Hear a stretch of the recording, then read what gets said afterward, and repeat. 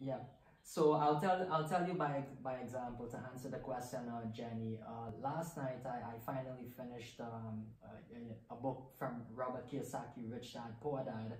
Well, he's the author of Rich Dad Poor Dad, but it's one of his new book called Fake Money. And the reason I read it was just to have a refreshment, you know, of financial history and what's going on in these times, and of course, you know, how the future will be, right? You know, like some of the things that it spoke about was as government prints more and more money.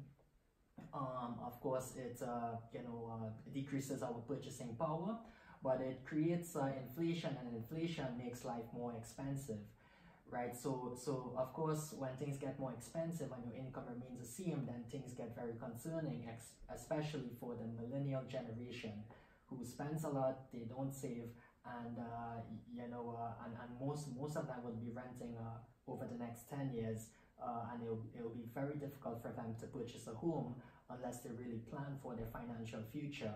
But one of the things, at the very last chapter, at the end of the book, when I read it last night, it spoke about, do you want to be do you think of yourself as an eagle or a chicken, right?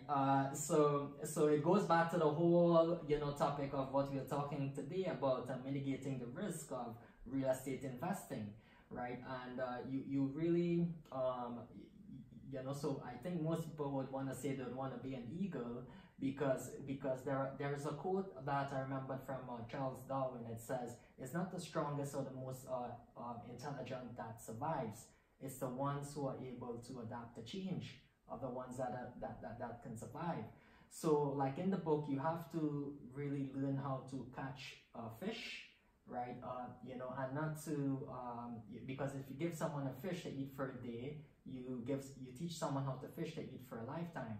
So basically, it really is learning how to find ways to have the money work for you, instead of having to keep working a job and working for money for the rest of your life.